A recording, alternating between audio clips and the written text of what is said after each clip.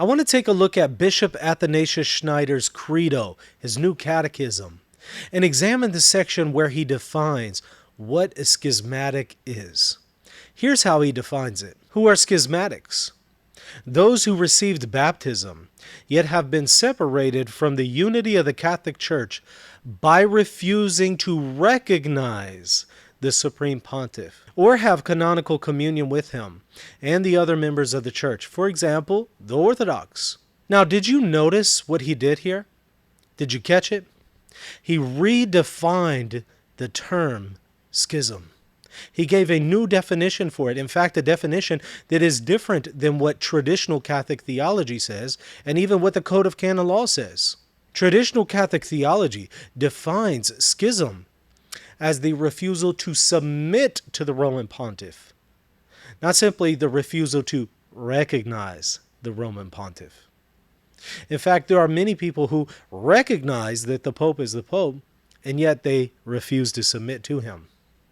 Take, for example, the Eastern Orthodox that Schneider himself mentions. The Eastern Orthodox recognize that Pope Francis is the Pope, but they resist his authority. They refuse to submit to him. And so, according to the definition that Schneider gives, they would actually not be in schism because they recognize that the Pope is the Pope. They simply refuse to submit to him.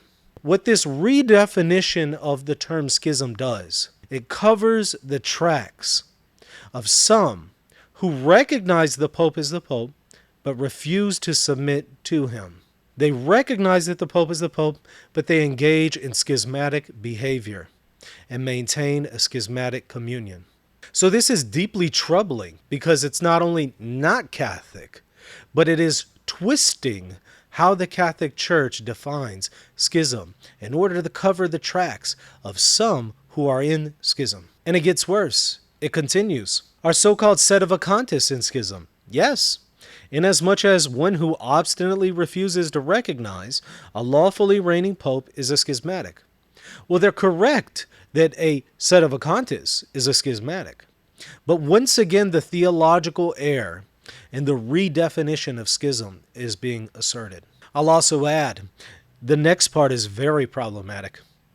It asks, is any act of disobedience to a command of the Pope by itself schismatic? No. One is not schismatic if he resists a pope or refuses to obey a particular teaching or command of his that is manifestly contrary to natural or divine law, or that would harm or undermine the integrity of the Catholic faith or the sacredness of the liturgy. In such cases, disobedience and resistance to the Pope is permissible and sometimes obligatory. You know, Martin Luther could not have said it any better.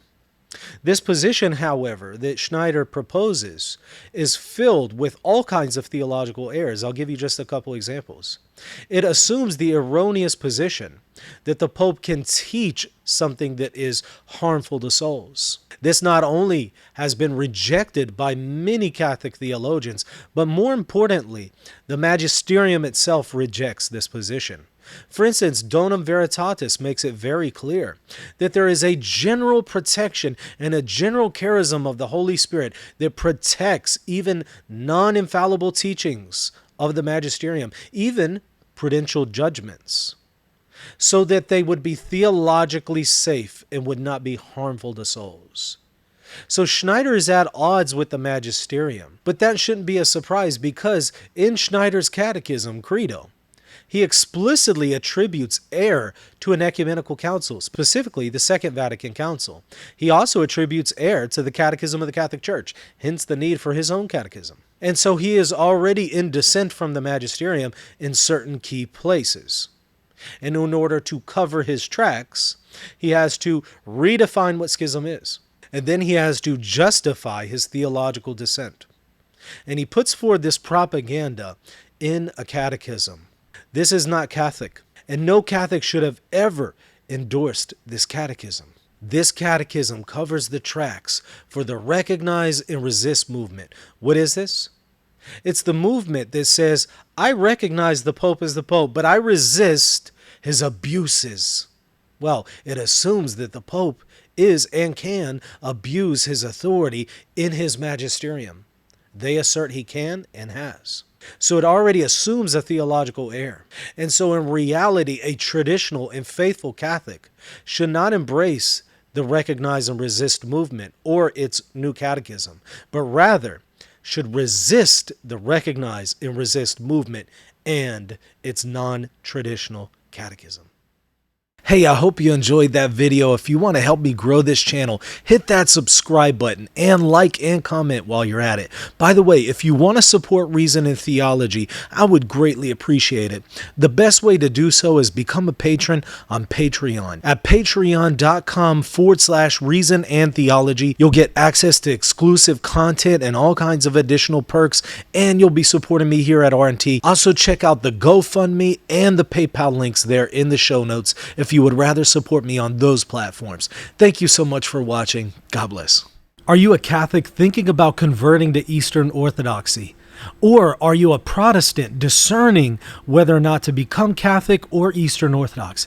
If so, I have the book just for you. It's called Answering Orthodoxy, and engages all of the arguments that Eastern Orthodox use against the Catholic Church. I respond to all of them.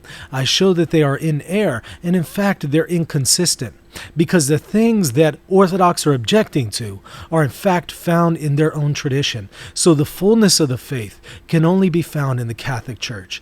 Check out the book right now at shop.catholic.com for your copy today.